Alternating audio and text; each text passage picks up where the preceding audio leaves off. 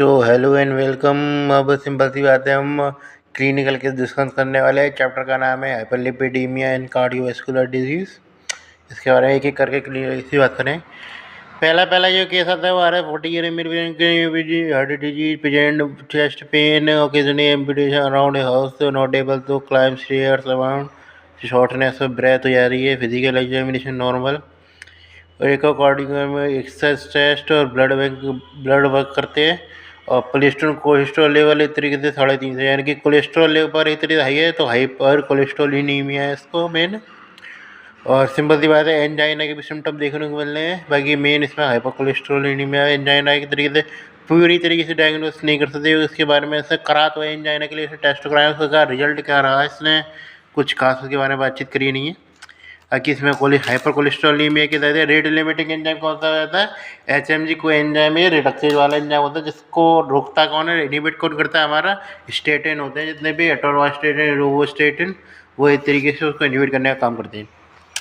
दूसरे क्वेश्चन पे आया। दूसरे क्वेश्चन में एक लंबी रामायण से देखने से पहले उसमें मेरे ईसीजी और ईसीजी देख लिया गई। तो ईसीजी में पता चल रहा है एसटी एलिवेशन है, तो मायोकार्डियल इन्फेक्शन की संभावना एस्टिलेशन और चीज़ों में भी होता है।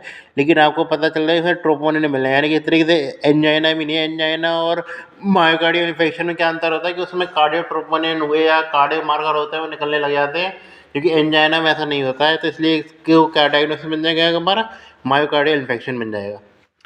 इसमें बात की जाए, थोड़ा सा इंपॉर्टेंट क्वेश्चन है, ध्यान रखें इसको। तो 40 year patient familiar history of heart attack, 40 age उसके तो फादर को हार्ट अटैक आया था, और फिर उसके बाद ब्रदर को भी हार्ट अटैक आया था सेम एज में। और उसके बाद क्या होता है कि वो उसमें सिम्टम आ जाते, क्लाइम नहीं कर पा रहा, सिग्निफिकेंट चेस्ट पेन है, और कोलेस्ट्रॉल लेवल भी देखा तो हमने, सिंपल सी बात है 450 आ गया एक तरीके से, जो कि सिंपल सी बात है खतरे वाले साइन से भी ऊपर है, क्योंकि खतरे वाला 260 से ऊपर खतरा कह देते हैं उसको, तो खतरे से भी ऊपर चल रहा है कोलेस्ट्रॉल लेवल काफ़ी ज़्यादा। तो क्या पता लग रही है, एक तो हमें क्या ये पता लग रही है कि तो मेल की हिस्ट्री है, चलो मेल को तो वो साइड में जाने दो।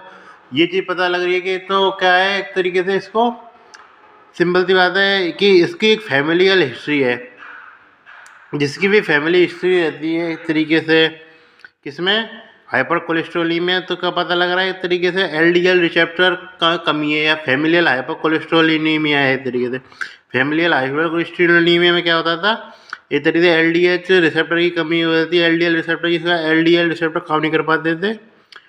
और सिंपल सी बात है, भले एलडीएल रिसेप्टर काम नहीं कर पाता, एलडीएल का अक्युमुलेशन होने लग जाता है बाहर के टिश्यूज में, उसका डाइजेशन नहीं हो रहा पाता है एलडीएल कोलेस्ट्रॉल का, जिसका एलडीएल अक्युमुलेशन होने लग जाता है। एलडीएल मतलब कि